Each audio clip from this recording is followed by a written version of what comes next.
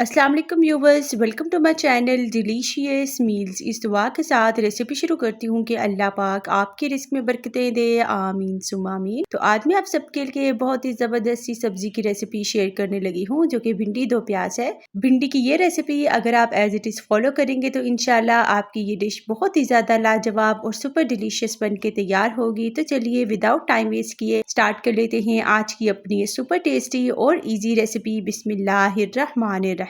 तो इस रेसिपी के लिए मैंने तकरीबन आधा किलो के बराबर भिंडी को अच्छे से धोकर इसे पैट ड्राई कर लिया था। भिंडी की कटिंग को आप अपनी मर्जी के हिसाब से बड़ा या फिर छोटा रख सकते हैं। मैंने इसे दरमियाने साइज के टुकड़ों में कट करके रख लिया है। तो सबसे पहले हम भिंडी को फ्राई करेंगे, क्योंकि फ्राई करने से भिंडी के अंदर जो स्पेसिफिक लेस होती है वो मुकम्मल तौर पर खत्म हो जाएगी। तो मैंने एक कढ़ाई के अंदर थोड़ा बहुत कुकिंग ऑयल ऐड कर लेने के बाद भिंडी को शामिल कर लिया है। फ्लेम की एडजस्टमेंट को आपने मीडियम पर रखना है और मीडियम फ्लेम पर ही हम इस भिंडी को अच्छे से स्टर फ्राई कर लेंगे। बस इसी तरह आपने लगातार चम्मच चलाते हुए भिंडी को अच्छे से फ्राई कर लेना है। तकरीबन 5 से 6 मिनट के अंदर अंदर ही भिंडी का कलर भी थोड़ा बहुत चेंज हो जाएगा और इसके अलावा इसके अंदर जितनी भी लेस थी वो भी मुकम्मल तौर पर खत्म हो जाएगी। तो कुछ इस तरीके से मैंने इसे स्ट्रेनर के अंदर शामिल कर लिया है। आप चाहें तो फ्राई की हुई भिंडी को प्लेट के अंदर भी ट्रांसफर कर सकते हैं। सेम उसी कढ़ाई को मैंने अच्छे से धोकर उसके अंदर मैंने हाफ कप से थोड़ा सा कम कुकिंग ऑयल और एक अदद प्याज को बारीक स्लाइस में कट करके शामिल कर लिया है। मीडियम फ्लेम पर हमने प्याज को अच्छा सा स्टर फ्राई कर लेना है, यहाँ तक कि प्याज ट्रांसलूसेंट से थोड़ा बहुत कलर में चेंज हो जाए। तो यहाँ पे देखिए प्याजों का कलर हल्का सा चेंज हो चुका है, यानी कि ये थोड़े बहुत लाइट गोल्डन ब्राउन की तरफ आ चुके हैं। तो इस पॉइंट पर मैंने इसके अंदर 1 टेबलस्पून के बराबर लहसुन और अदरक का पेस्ट ऐड कर लिया है। पेस्ट शामिल कर लेने के बाद आपने मीडियम फ्लेम पर ही इसे अच्छे से स्टर फ्राई करते जाना है, ताकि लहसुन की जितनी भी रॉ स्मेल है वो मुकम्मल तौर पर खत्म हो जाए। और फिर मैं इसके अंदर शामिल कर रही हूँ 3 अदद मीडियम साइज के बारीक कट किए हुए टमाटर। चलिए अब हम टमाटरों को भी प्याज और लहसुन अदरक के इस पेस्ट के साथ अच्छे से एक बार मिक्स कर लेंगे। और मिक्सिंग के बाद अब बारी है कुछ स्पाइसेस शामिल करने की। तो नमक चला जाएगा इसके अंदर 1 टेबलस्पून के बराबर, लाल मिर्चों का पाउडर 1 टीस्पून,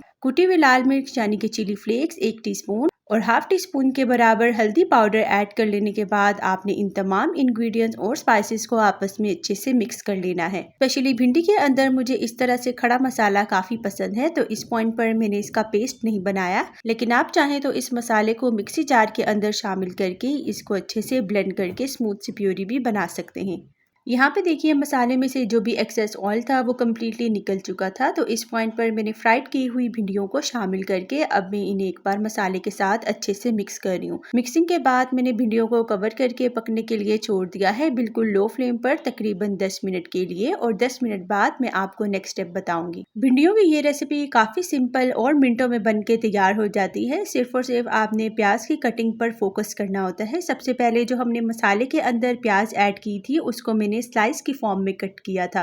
यहाँ पे तकरीबन 10 मिनट गुजर चुके हैं। तो एक बार मैं हल्के हाथों के साथ तमाम भिंडियों को और मसाले को अच्छे से कंबाइन कर रही हूँ। और अब हम इसके अंदर एक और प्याज ऐड करेंगे, जिसे मैंने इस तरीके से कट करके शामिल किया है। ये एक अदद मीडियम साइज की प्याज है। जिस तरीके से हम चिकन शाशलिक बनाने के लिए शिमला मिर्च और प्याजों को कट करते हैं, बिल्कुल सेम उसी मेथड को फॉलो करते हुए मैंने प्याजों को इस तरीके से कट करके इस पॉइंट पर शामिल कर लिया है। चलिए अब एक बार दोबारा से आपने भिंडी और प्याज को अच्छे से मिक्स कर लेना है। और मिक्सिंग के बाद फ्लेम को बिल्कुल लो पर एडजस्ट करके इसे मैं कवर करके पकने के लिए छोड़ रही हूँ, तकरीबन 15 से 20 मिनट तक के लिए। तकरीबन 20 मिनट गुजरने के बाद आप इस पॉइंट पर इसकी लुक भी देख सकते हैं। भिंडियाँ भी मुकम्मल तरह से गल चुकी हैं और इसके अलावा जो प्याज हमने ऐड किया था वो भी परफेक्टली सॉफ्ट हो चुका है। तो इस पॉइंट पर आप देख सकते हैं कि माशाल्लाह हमारी ये रेसिपी बहुत ही ज़्यादा परफेक्ट और सुपर डिलीशियस बन के तैयार हो चुकी है। अब आप भी मेरी इस रेसिपी को एक बार ज़रूर अपने घर में बनाकर ट्राई करें और कमेंट सेक्शन में भी मुझे आप अपना प्यारा सा फीडबैक लाजमी दिया करें। मिलती हूँ अगली वीडियो में एक न्यू और ईजी ज़बरदस्ती रेसिपी के साथ। तब तक फ़ी अमानिल्लाह।